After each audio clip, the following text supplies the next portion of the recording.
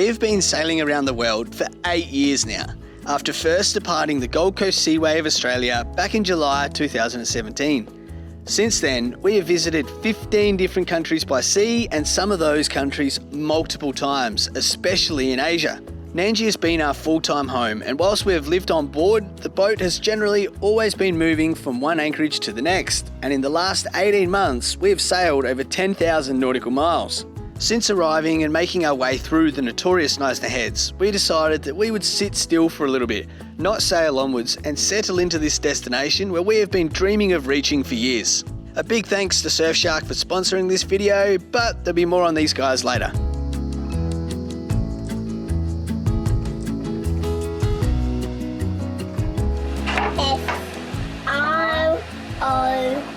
G. Can you think of another word that starts with the letter F? What about foot? F-O-O. We will sail around the world. Yeah, that's right. And Jupiter is the biggest planet in the solar system. And which one do we live on? That one. What planet is it called?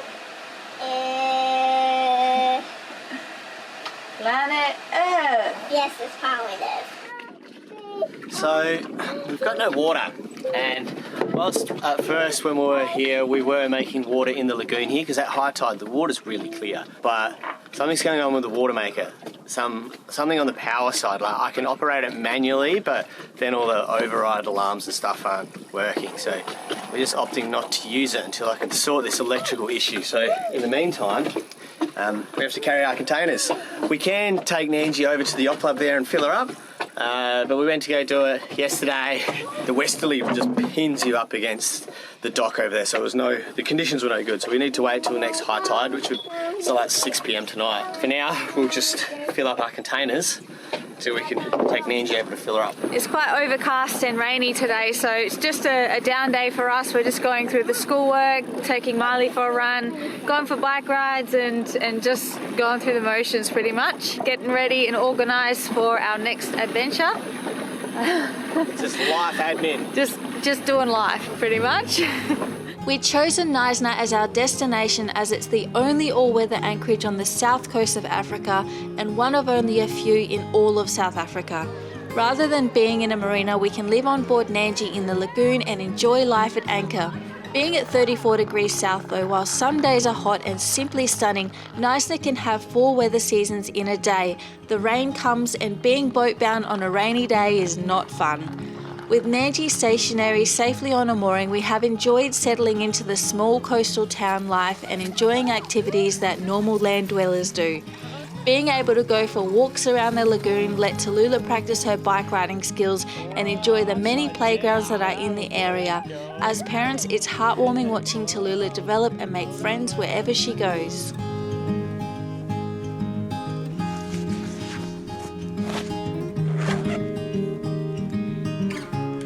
We've really been loving Knysna because we can just walk to places, we can walk to the playground down the road, we can walk to the coffee shop. I mean, in some of the remote parts of the world that we've been in, like remote Indonesia, there's no playground around the corner, there's no coffee shop, so it's been really nice just to be able to go for a walk and experience these things again. Because Nandji's in the lagoon and everything is based around the lagoon, we're central to everything. Normally when we're sailing, we use Starlink as our internet provider. We use the local plan while we're coastal cruising, but unfortunately this plan isn't available in South Africa. They only have the maritime plan, which is what we use offshore sailing. We only use it for like weather routing and emergency uses because it's really expensive. So since being in Knysna, we're back using the public Wi-Fi, we're at the cafes, we're at the marinas, and as you guys probably know, it's not the most secure networks, which brings us to the sponsor of this video today, which is Surfshark. Surfshark provide VPNs. A VPN is a virtual private network. It encrypts our data so we can safely browse the net, even on public networks. Whether we're uploading videos, logging into our bank accounts, or managing our boat's paperwork, and we're constantly doing research, we're looking at marinas, we're looking for boat parts, weather routing, things to do, places to go, and sometimes it can lead us to some sketchy websites. Surfshark's clean web feature automatically blocks over 1 million known phishing and scam sites, so we're not accidentally clicking on something that we shouldn't be or a site trying to steal our information. Plus, it blocks those annoying cookie consent pop-ups, which is really handy when you're using slow Wi-Fi and you need to get something done. As we are here in South Africa, we can change our location to Australia, hit the Netflix, and then watch some awesome Aussie movies. Dad also had a way of making everyone feel important. Dale dug a hole. If you travel, work remotely, or care about your online privacy, then Surfshark is a no-brainer. You can try it risk-free. They have a 30-day money-back guarantee. So click the link in the description below. It's surfshark.com/Sailing Nandji, or you can use the code Sailing Nandji at the checkout and you get 4 months of free Surfshark VPN. We've used Surfshark for the last 4 or 5 years. We have one account and it goes across all of our devices, so on 2 phones and 2 laptops, and we use it every day. All right, thanks again, Surfshark. I've got to go find Yosh now. Let's get out of here.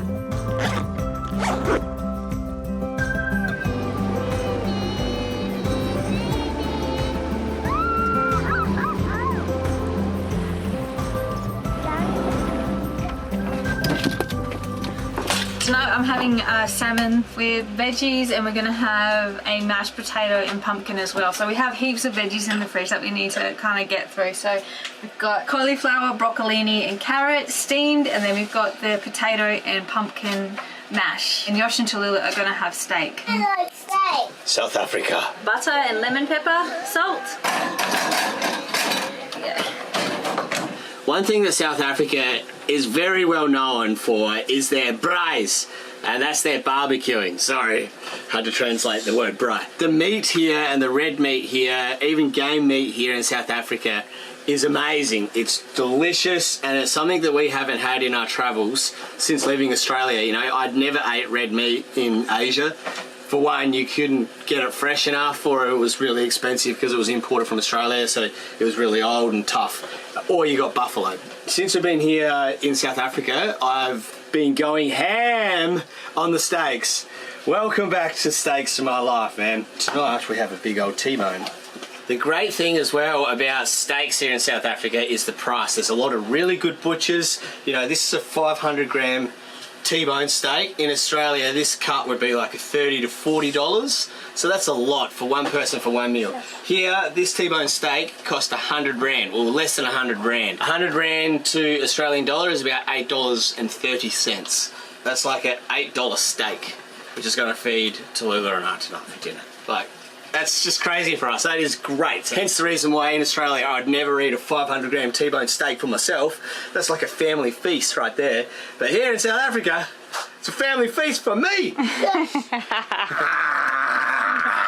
And then in the butchers, you know, like when you're in a supermarket and you go to the checkout and you've got all like the kids' chocolates and the lollies and that, so you're just tempted to grab it. At all the butchers, they have like spices and all different sorts of like flavourings and glazes for your steaks. So I thought I'd better test out a couple. I've been through a few, but this they got their brand called Flippin' Lekker. Lekker is like good in South African terms. So like everyone's like, lekker, how are you today? How's it, bro? Lekker, bro. You know, they love to say how's it, love to say brew. But Flippin' Lekker. So let's give this one a crack. Hey, check this out, Leila. Flippin' Lekker. Wow, you got a steak for dinner too, do you? Rah, beat your chest. Rah. Flippin' lekker, my bro.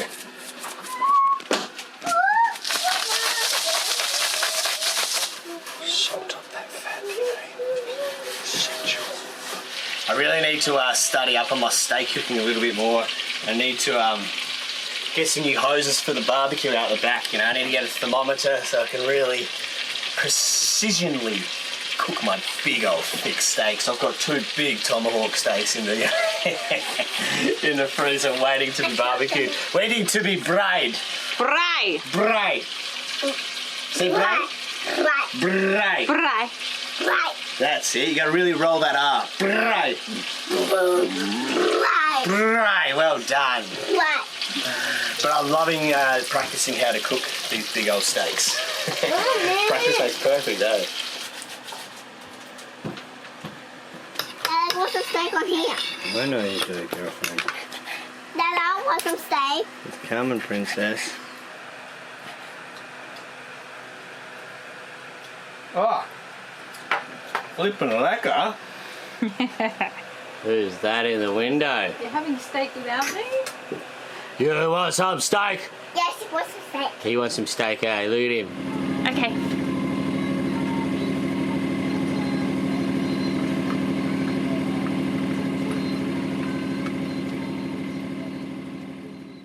Oh man, I'm just trying to get myself back into working out.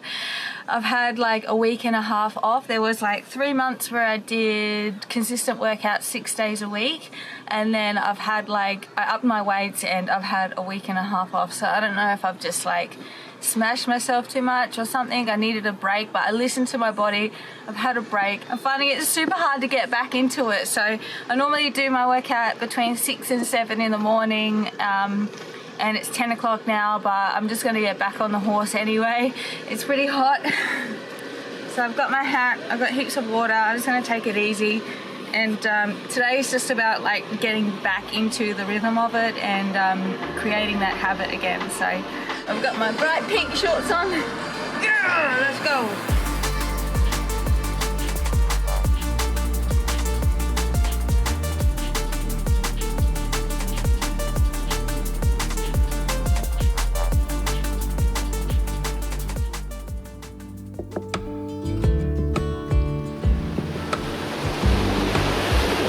Charter cat, surfing, just like that.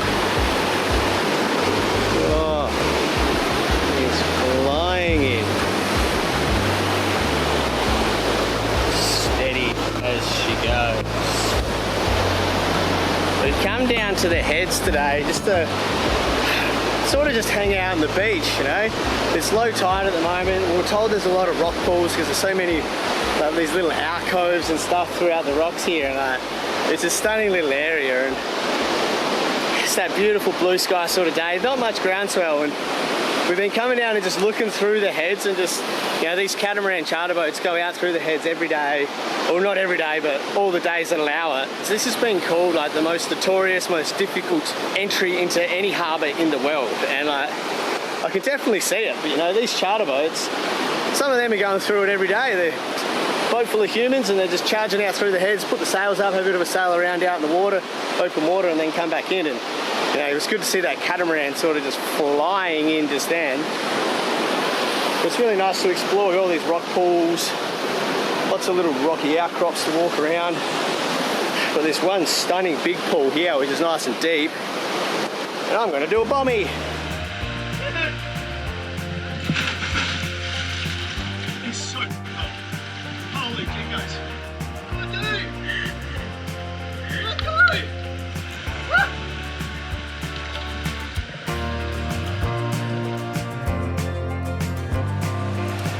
Well, finally, after being in South Africa for 2.5 months, a Victron Multi-Plus inverter charger has arrived repaired. Thankfully, everything was done under warranty, so I guess things just take time. We were told it would happen before Christmas, but hey, it didn't, so it doesn't matter. We have it now, and we can finally install and make this upgrade, you know. So we ended up buying a new one because we wanted to move on, and we knew we were going to have to leave this one behind so it could get repaired under warranty, because it takes time for stuff to be sent out from the Netherlands. Now that they're both here, we can begin this upgrade. So first, the other Multi-Plus is in behind the couch here, but I'll plan to move that out of that hole so I can put them both side by side. I'll do it in the man cave, which is like right behind this bulkhead, and I'll put them up in there, which means I need to move around my tools a little bit. Now having two, we're going to be able to wire them together in parallel. So we have a 3000 watt inverter.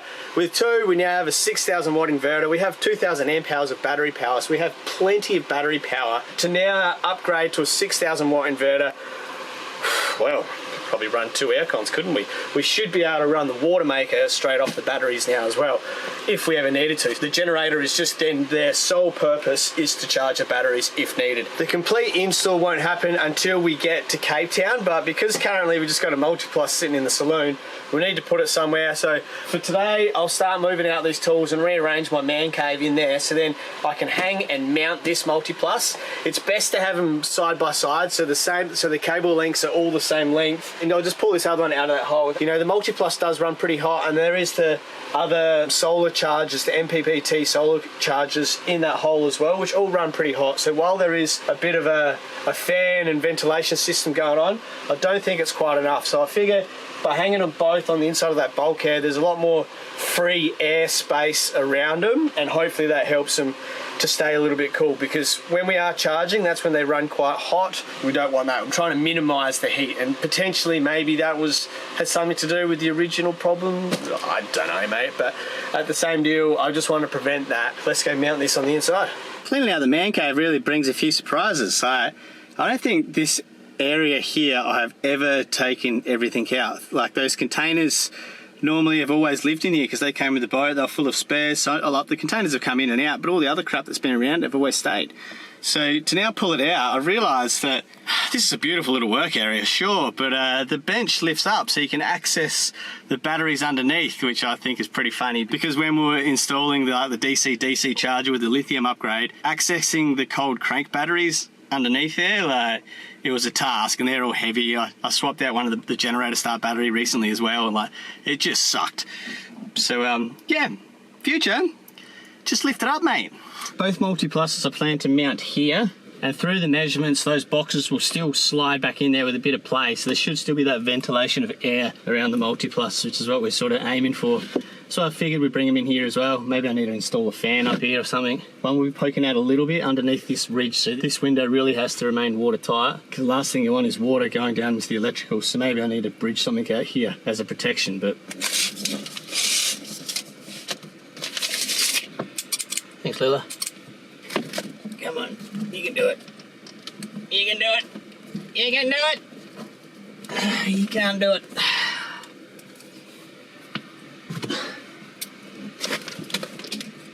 You can do it. So the dimensions of the multi-plus: 380 high, 230 deep, 270 wide. 230 deep. Yeah, we just go straight ahead to mounting. Why not? Why wouldn't you? Why wouldn't you? All this silver insulation definitely needs a little bit of loving. Ideally, and it would all need to be replaced, but that's such a task. Honestly, to get this boat totally up to scratch, and really to do that, we either need to get pregnant or have another COVID to be forcefully stopped. A lot of these jobs are big jobs, like just to redo the interior of the insulation in here would take easily a week while you pulled everything apart. And it definitely needs it, but at the same deal, it's operating and it works, so you just got to deal with it. It just frustrates you. So you either deal with it, get pregnant, or let the world shut down again. Preferably get pregnant, that would be the winner.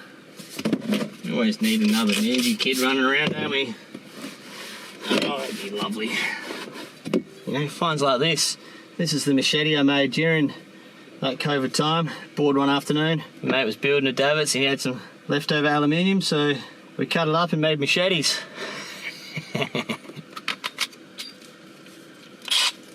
Been a while since you've been on the tools, buddy. Might need to do something about this floor, then we can bring the multi-plus in. And you see the mess that you just create elsewhere when you are trying to do one job? Oh, beautiful. Having 2 of these really excites me. So this is insulation straight into bulkhead. So this is thick, solid. Maybe I should print it.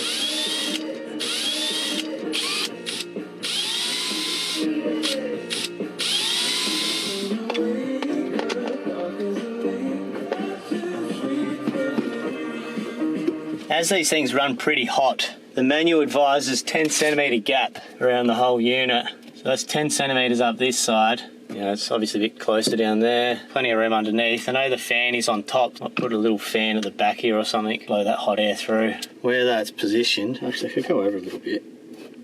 Push it against the bottom corner against the wall. The outside edge, if I butt the next one up tight against that. I know it says to have 10 centimetre gap around the whole thing, but I've seen insulation on new boats and they snug them right next to each other. So I figure, why not do the same here? 260 sort of comes to here, so they're both under the lip of the, here, so they're definitely all out of the water, which is what I wanted. Yeah, that'll work. Looking at that now, we've got the multi-plus in there. There is still a bit of space, so I think you're going to have to, like I've got the gate to stop everything from falling out, I think I'm going to have to put a divider down the side here as well to slot it all in, because this stuff's just going to rattle around at sea. So we want to avoid that. Smash it against the multi-plus. But otherwise, I think that'll work well. The other one here, the divider there, so there's a lot of space and airflow.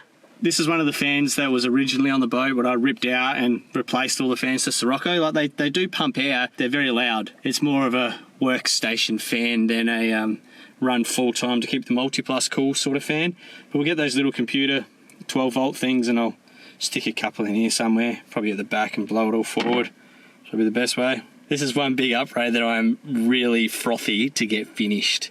Going from 3,000 watts to 6,000 watt inverter, man, it's a big change. And then on the other side, so whilst that it's increasing our draw value by a heap, we should be able to pump like 200 amps when the generator's running. Sick. Ah, well, that's all I can do for now.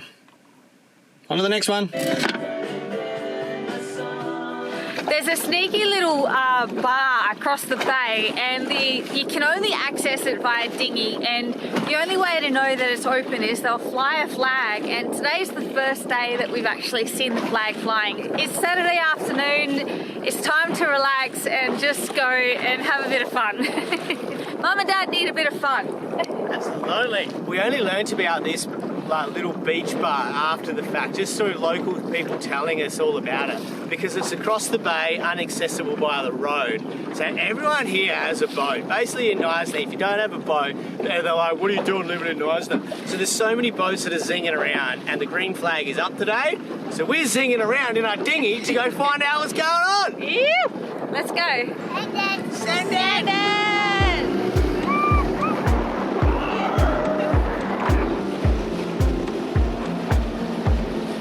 There's a flag, but it's red now. It's meant to be green. Are you kidding me?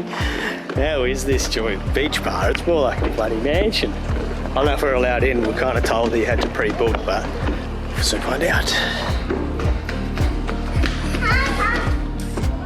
So it turns out that the place shuts quite early. We're a little bit late upon the program, and the red flag was up. The red flag means it's closed. The green flag means the beach bar's open. But the whole joint is open every day, but it shuts at 4:30.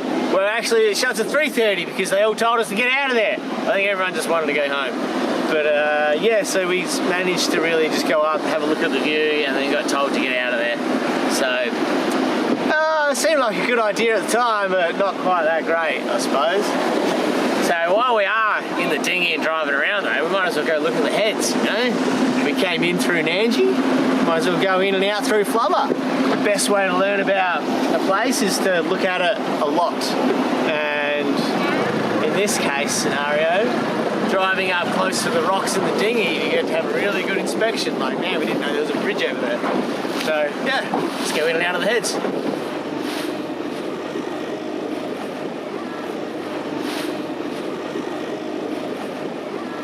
Nah, he's on the reef. Poor fella. We thought he was on, but he's on the reef. There's not a fish there. Oh, he does have one.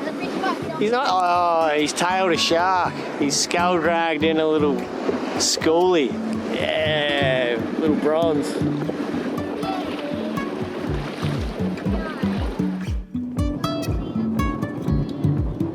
We're off to the markets this morning.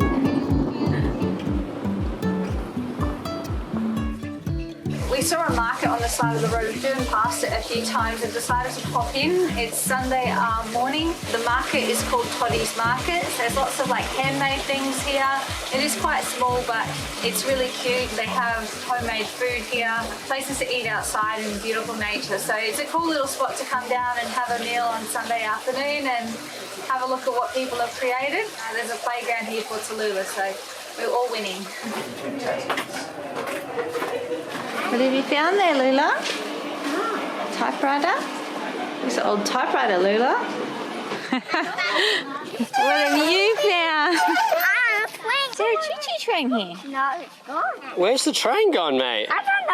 Oh, we better look both ways and then cross the track. It's off for the trampoline. Yeah, we'll go up and take your shoes off on the edge. Uh-huh. Well, there's a few springs missing. Ready? We'll go on this one. That's something.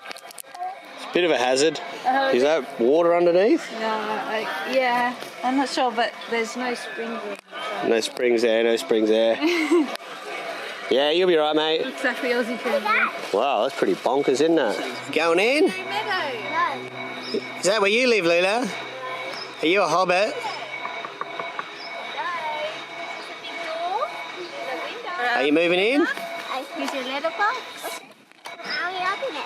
We were both so hungry, we couldn't wait to film our food, but I got a spinach, feta and mushroom tart. And what'd you get, Yosh? I got an amazing feed of butter chicken washed down with South Africa's finest creamy stuff. Living my best life.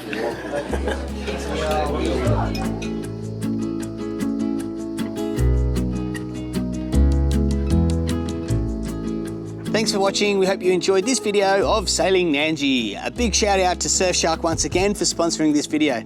If you'd like to get your name in the credits, like this bunch of froth lords on screen, sign up to our Patreon page. There's also a link in the description. Thanks everyone, we'll see you in the next one.